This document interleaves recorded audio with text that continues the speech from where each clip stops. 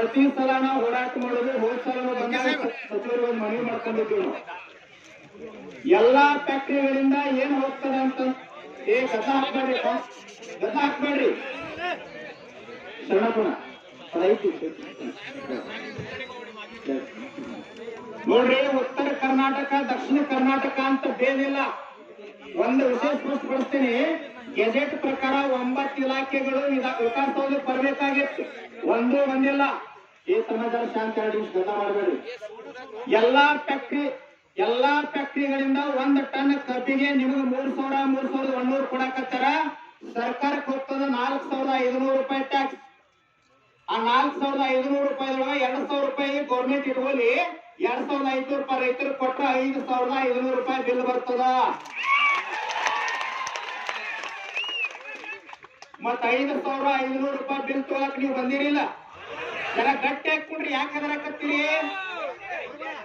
ಸಚಿವರು ಎಲ್ಲಾರು ಬರ್ತಾರ. 1-2 ನಿಮಿಷ ಇಲ್ಲ, ನಮಗ್ 2,500 ಸಾಕ್ರಿ, 3,500 ಆಗ್ತದ ಸಾಕ್ ನಮ್ಗ. ಇದು ಒಂದು. ಮತ್ತಿನೆಲ್ಲ ಉತ್ತರ ಕರ್ನಾಟಕದೊಳಗೆ ಸರ್ಕಾರಿ ಸಕ್ಕರೆ ಕಾರ್ಖಾನೆಗಳದಾವಲ್ಲ.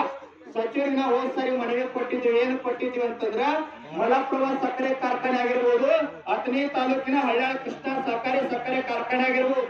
ಇವೆಲ್ಲಾ ಫ್ಯಾಕ್ಟರಿ ಏನಾಗ್ಯಾವ ಅಂತಂದ್ರ ಅಲ್ಲಿ ಇರ್ತಕ್ಕಂತ ಮೆಂಬರ್ಗಳು 2 ಸಾರಿ ಫ್ಯಾಕ್ಟರಿ ಮುಟ್ಟಿದ್ರು ಮಾರಿದ್ರು ಸಹ ಸಾಲ ಮುಟ್ಟಂಗಿಲ್ಲ, ಅಷ್ಟು ಭ್ರಷ್ಟಾಚಾರ ಆಗಿತ್ತು. ಮತ್ ಹೋದ ವರ್ಷ ಮನವಿ ಕೊಟ್ಟಿದ್ದು ನಾವು ಎನ್ಕ್ವೈರಿ ಮಾಡ್ರಿ ಅಂತ ಹೇಳಿ ಆ ಫ್ಯಾಕ್ಟರಿಗಳು ಹೊಳೆ ನೋಡಿಲ್ಲ ಸರ್ಕಾರ. ಮತ್ತೆ ಹೆಂಗ ರೈತರಿಗೆ ಅನುಕೂಲ ಆಗ್ತದ? ಅದಕ್ಕೆಲ್ಲ ರೈತರು ನಾವು ವಿನಂತಿ ಮಾಡ್ಕೊಳ್ತೀನಿ ಸಚಿವರಿಗೆ ಈ ವೇದಿಕೆ ಮುಖಾಂತರ.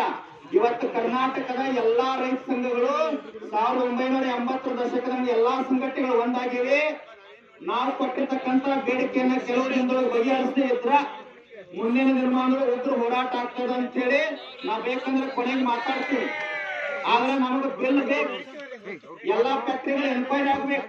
ಯಾಕಂತಂದ್ರ ಸರ್ಕಾರಿ ಸಕ್ಕರೆ ಕಾರ್ಖಾನೆಗಳ ಮೆಂಬರ್ ಆಗಿದ್ರಲ್ಲ, ಅವ್ರು ಆಗುವಾಗ 10 ಎಕರೆ ಆಸ್ತಿ ಇತ್ತು. ಈಗ 200-300 ಎಕರೆ ಆಸ್ತಿ ಆಗಿದೆ. ಎಲ್ಲಿದು ಬಂದದ? ನಮ್ ರೊಕ್ಕ ಹೋದಿಲ್ಲ. ನಾವು ಹೋದ ವರ್ಷ ಸಚಿವರಿಗೆ ಮನವಿ ಕೊಟ್ಟಿದ್ದೆ. ಅದಕ್ಕೆ ದಯವಿಟ್ಟು ವಿನಂತಿ ಮಾಡ್ಕೊಳ್ತೀನಿ, ಎಲ್ಲಾ ಸಹಕಾರಿ ಸಕ್ಕರೆ ಕಾರ್ಖಾನೆ ಎನ್ಕ್ವೈರಿ ಆಗ್ಬೇಕು. ಸರ್ಕಾರಕ್ಕೆ ಏನು ಟ್ಯಾಕ್ಸ್ ಹೋಗ್ತದಲ್ಲ, ಆ ಟ್ಯಾಕ್ಸ್ ಈ ಅಧಿವೇಶನದೊಳಗೆ ಬರೇ ಸುಳ್ಳು ಆಶ್ವಾಸನೆ ಕೊಡೋದಾಗಬಾರ್ದು. ಅದಕ್ಕಾಗಿ ವಿನಂತಿ ಮಾಡ್ಕೊಳ್ತೀನಿ. ಈ ಸಭೆಯೊಳಗೆ ನಾವೆಲ್ಲ ರೈತರು ಒತ್ತಾಯ ಏನ್ ಮಾಡಿವಿ ಅಂತಂದ್ರ, ಸಂಪ್ರದಾಯ ಏನೈತಂದ್ರ ಸಿದ್ದರಾಮಯ್ಯನವ್ರು CM ಅವ್ರು ಬರಂಗಿಲ್ಲ ಅಂತ ಹೇಳಿ ಒಂದು ಸಂಪ್ರದಾಯ ಐತೆ ಅಂತ ಹೇಳಿದ್ರು ವೇದಿಕೆಗಳಿಗೆ. ಸಿದ್ದರಾಮಯ್ಯನವ್ರು ಏನ್ ಬ್ಯಾರೆ ಅಲ್ಲ, ನಂಜುಂಡ ಸ್ವಾಮಿ ಅವರು ನಮ್ಮ ರೈತರ ಗರಡಿ ಒಳಗೆ ತಯಾರಾಗಿರ್ತಕ್ಕಂಥವ್ರು ಇದಾರ.